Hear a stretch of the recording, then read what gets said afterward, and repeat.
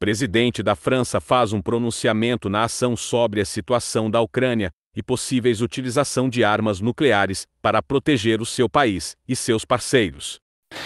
Notre dissuasion nucléaire nous protège. Elle est complète, souveraine, française de bout en bout. Mais répondant à l'appel historique du futur chancelier allemand, j'ai décidé d'ouvrir le débat stratégique sur la protection par notre dissuasion de nos alliés du continent européen.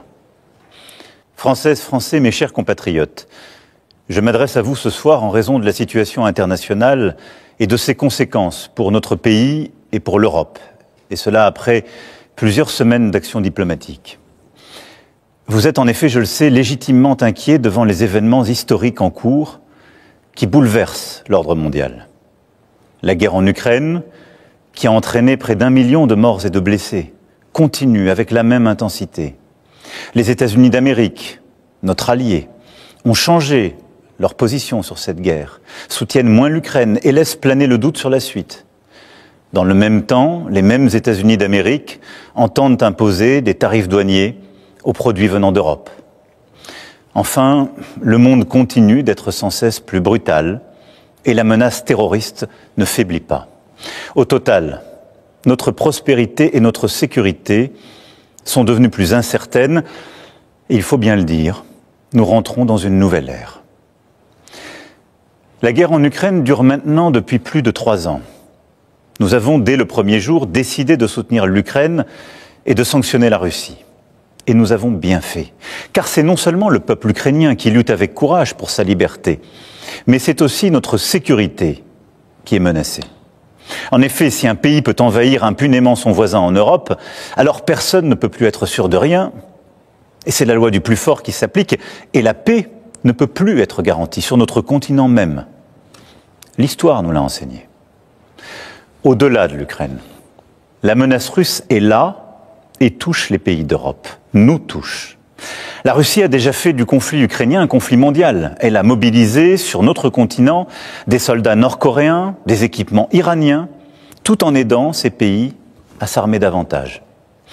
La Russie du président Poutine viole nos frontières pour assassiner des opposants, manipule les élections en Roumanie, en Moldavie. Elle organise des attaques numériques contre nos hôpitaux pour en bloquer le fonctionnement. La Russie tente de manipuler nos opinions avec des mensonges diffusés sur les réseaux sociaux. Et au fond, elle teste nos limites. Elle le fait dans les airs, en mer, dans l'espace et derrière nos écrans.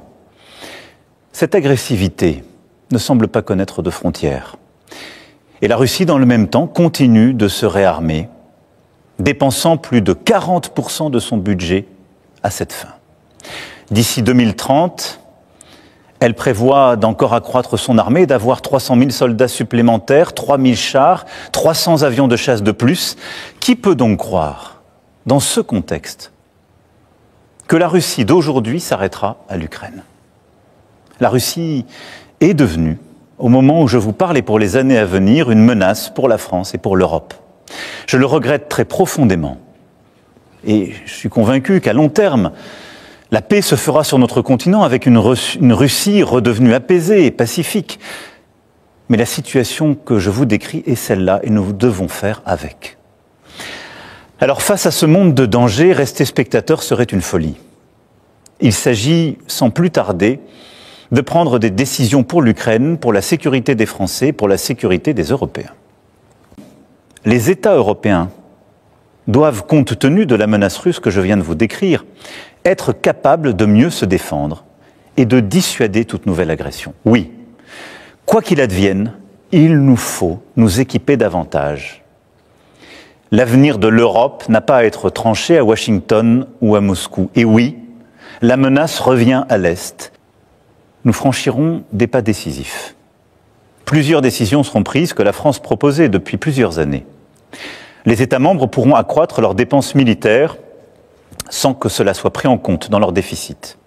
Des financements communs massifs seront décidés pour acheter et produire sur le sol européen des munitions, des chars, des armes, des équipements parmi les plus innovants.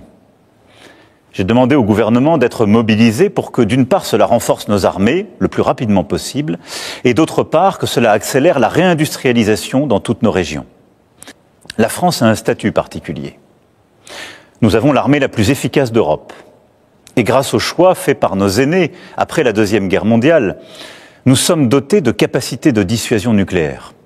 Ceci nous protège beaucoup plus que nombre de nos voisins. Notre dissuasion nucléaire nous protège. Elle est complète, souveraine, française de bout en bout. Mais répondant à l'appel historique du futur chancelier allemand, j'ai décidé d'ouvrir le débat stratégique sur la protection par notre dissuasion de nos alliés du continent européen. Quoi qu'il arrive, la décision a toujours été et restera entre les mains du président de la République, chef des armées.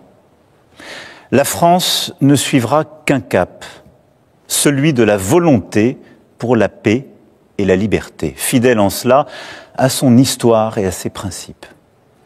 Oui, c'est ce en quoi nous croyons pour notre sécurité, mais c'est ce en quoi nous croyons aussi pour défendre la démocratie, une certaine idée de la vérité, une certaine idée d'une recherche libre, du respect dans nos sociétés, une certaine idée de la liberté d'expression qui n'est pas le retour des discours de haine, au fond une certaine idée de l'humanisme.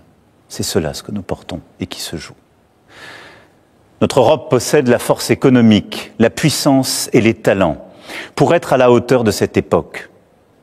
Nous devons donc agir en étant unis en Européens et déterminés à nous protéger. C'est pourquoi la patrie a besoin de vous, de votre engagement. Les décisions politiques, les équipements militaires, les budgets sont une chose, mais ils ne remplaceront jamais la force d'âme d'une nation. Notre génération ne touchera plus les dividendes de la paix. Il ne tient qu'à nous que nos enfants récoltent demain les dividendes de nos engagements. Alors nous ferons face, ensemble. Vive la République, vive la France. O que é que vocês acham dessa situação? Se inscreva no canal, deixe o seu like e compartilhe.